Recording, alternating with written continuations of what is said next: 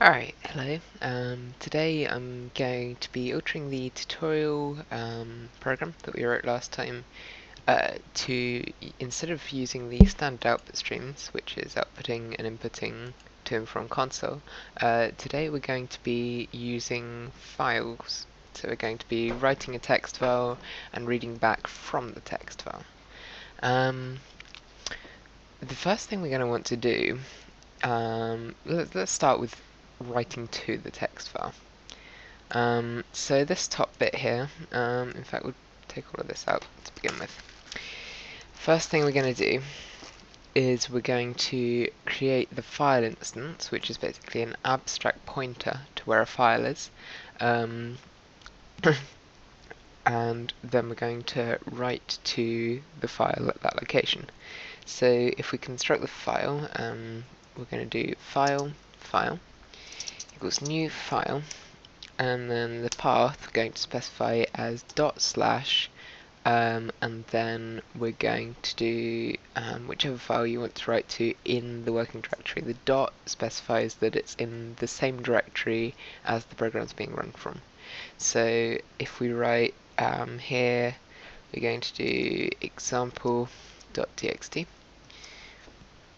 import java.io.file, alt enter, enter. Now we need to make a file writer to write to this file. Let's do file writer equals new file writer file. And we just surround that with a try catch there. That catches any exceptions, so if something goes wrong when you're writing the file, it'll throw an exception, which barely ever happens. Sometimes happens when you haven't got permissions to write to the file or something. Just going to rename the exception if you press Shift and F6. Just going to type exception there. Right, okay, now we've got the writer, we can actually write something to the file. So here we're going to do writer.write example. Okay. And then after this is done, we can do writer.close, which closes any streams to and from the file. So that means the program no longer has the file open, so other programs will be able to modify it again. Okay, so when we run this,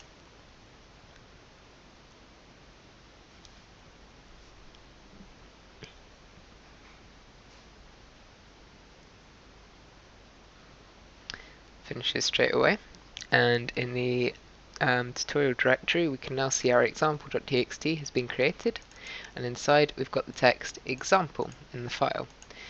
So now we're going to use the standard input stream to write something from the console into the file. So as with yesterday, we're going to do scanner equals new scanner, and we're going to pass in our input stream. Last time I believe we stored it in a variable. This time we're going to pass it straight into the scanner. So system.in. There we go. So that's the scanner scanning the default input stream, which is from console. Okay, so alt and enter, import scanner. And instead of writing example, we're now going to write scanner.nextLine. Okay, and now if we run this,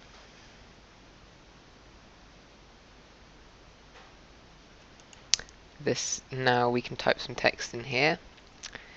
Just do blah in there. There we go, and it finishes. And in example.txt, it's now written blah into the text file. Okay. Next thing we'll go over. Let's have two files this time. We're going to take the contents of one and write it into the contents of the other.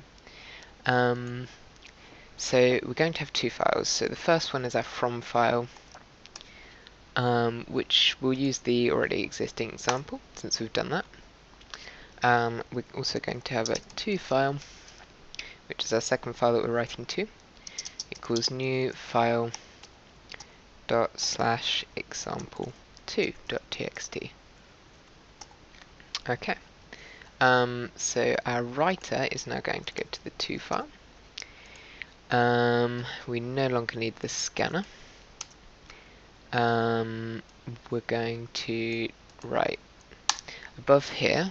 We're also going to have file reader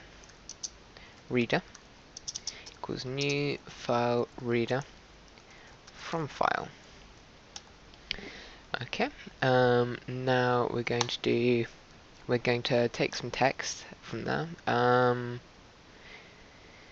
In fact, we can do this with scanner. If we do file input stream in equals new file input stream from file scanner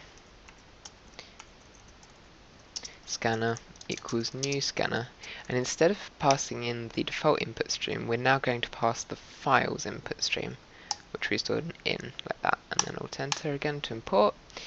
Right, with the writer, we're now going to go while the scanner has another line, so while the file still hasn't ended yet. The loop. While loop is used while you don't necessarily know the amount of iterations that the loop is going to occur for. So it occurs while this condition is true. Right, so while it has the next line, we're going to another line. So the writer is going to write the scanner's next line. Once that's all done, we can close the writer, and then we can also close the scanner. So those will both be done. In example.txt, let's just add some extra lines, just so that we can show this is working properly. Okay. And then if we run this now, it should copy what's from example.txt. Here we go, to our example2.txt. Example2.txt, oh, it doesn't have new lines in it. Okay. That's because when we wrote each new line, we didn't actually add the new line character. So here we can add \n, which denotes a new line. If you're on Windows, you might also want to use \r/n, and if you're on like a really old Mac, which probably not, you would use \r, but \n should work on everything actually. Anyway, so now that we've done that, if we run this, there we go, and then we open our example 2, there we go, it's got new lines between each one now. There we go. Okay, that should cover basic file input and output in Java. So you can now read and write to and from text files. Okay, thank you for watching. See you next time.